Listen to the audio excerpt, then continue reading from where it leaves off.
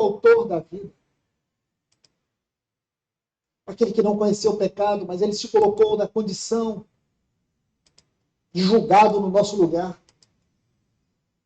Pense bem, irmãos.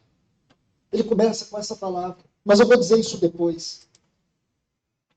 Aí você vê que o povo estava ali, versículo 35, tudo observava. Aliás, volte-me o versículo 34. Contudo, Jesus dizia: Pai, perdoa-lhes, porque não sabem o que fazem. Então, repartindo as vestes dele, lançaram sorte. E o povo está ali, tudo observava. Também as autoridades zombavam e diziam: salvou os outros e a si mesmo não se salvou.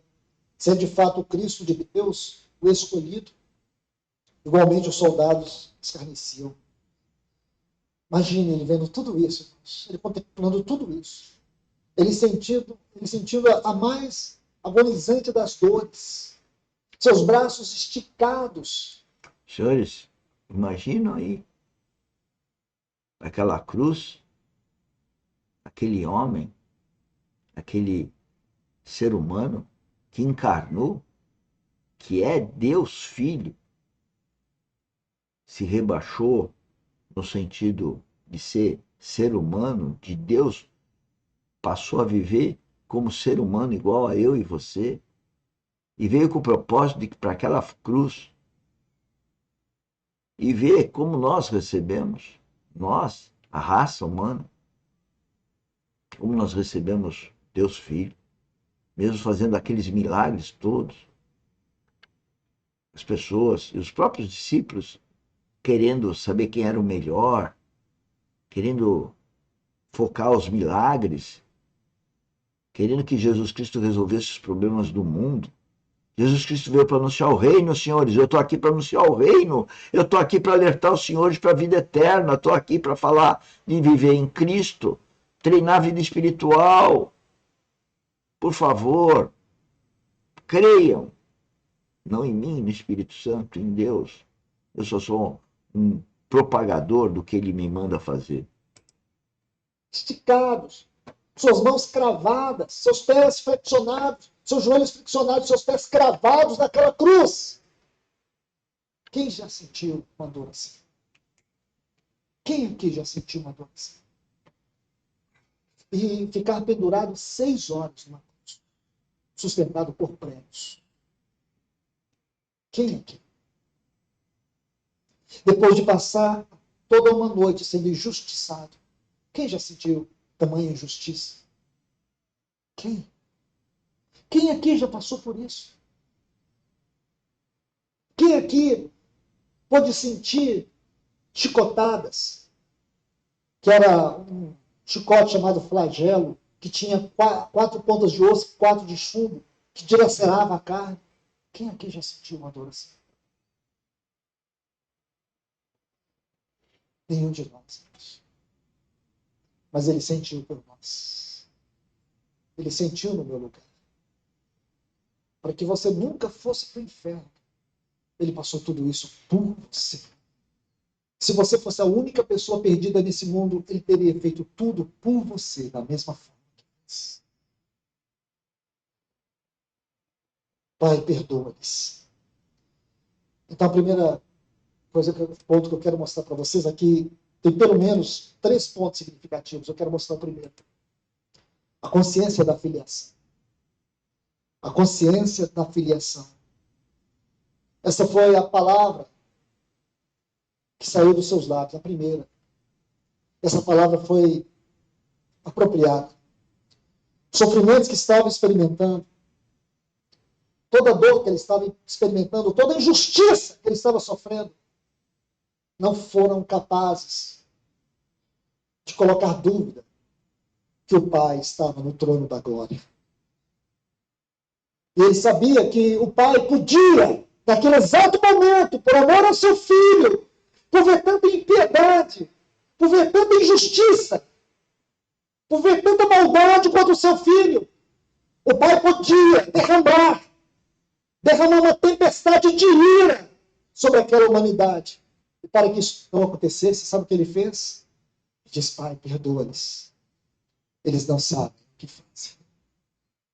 Agora você entende? Esse foi o ponto que veio à minha cabeça. Eu nunca tinha olhado por esse lado. Ele roga ao Pai para perdoar aqueles injustos, perdoar todos aqueles homens com tamanha perversidade, se ele não fizesse aquela oração possivelmente. Possivelmente, aquele terremoto e tudo que aconteceu teria sido muito pior. Mas sabe o que ele fez, irmãos? Ele cobriu a cabeça de todos os seus algozes com o seu amor. Você entende isso? Foi isso que ele fez. Eles podiam esmagar o seu corpo. Eles podiam dilacerar o seu corpo. Eles podiam zombar dele. Eles podiam esbofetear a sua face. Eles podiam bater com caniço sobre a sua cabeça, coroada de espinho. Aqueles espinhos podiam perfurar sua fronte. Eles podiam fazer toda injustiça e maldade contra ele. Mas uma coisa eles não puderam fazer: destruir a comunhão que ele tinha com o Pai. E naquele trono estava o Pai. E naquela cruz de horrores estava o seu filho. Que contraste, irmãos. Este é o cúmulo do contraste. O Pai no trono, contemplando o seu filho na cruz. Que cena. Mas nada foi incapaz, ou foi possível. Nada teve o poder de quebrar aquela comunhão. A primeira palavra que sai dos seus lábios é Pai. Como se dissesse, apesar de tudo, eu continuo sendo o teu amado filho. Eu não vou perder a tua face. Você pode ver isso.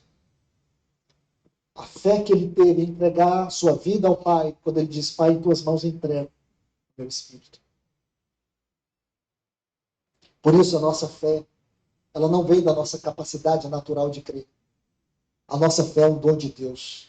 O autor da nossa fé estava lá, triunfando.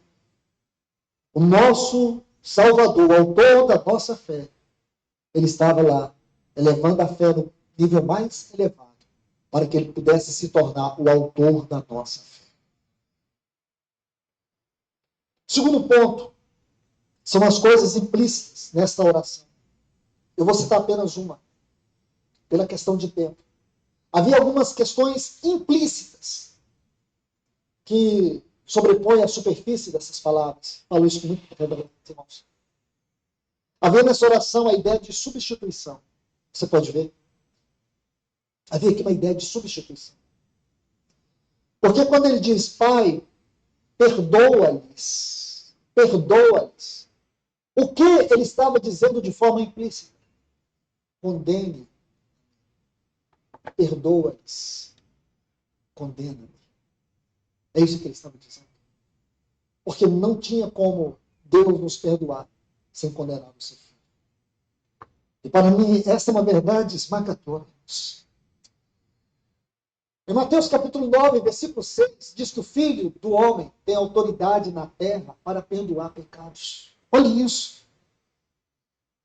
O Filho do Homem tem na terra poder para perdoar pecados. Então volte aqui, essa ideia de substituição. Porque quando ele diz, Pai, perdoa-lhes, de forma implícita, ele estava dizendo, condena-me. Isso digo para vocês, irmãos, com a mais profunda reverência que há no meu coração. Esse foi o problema, o único problema que Deus enfrentou em toda a história da humanidade. Nunca, para Deus, não há nada que seja impossível. Medite isso, irmãos. Para Deus não há impossível. Para Deus não há. Deus não conhece algo que possa limitá-lo. Agora você começa a entender. O irmão John Stott, ele escreveu um livro chamado A Cruz de Cristo. Que livro, irmãos. Se você estiver em casa, lê novamente esse livro. A Cruz de Cristo, John Stott. E nesse livro ele vai tratar de um capítulo chamado O Dilema de Deus. O Dilema de Deus. Temos que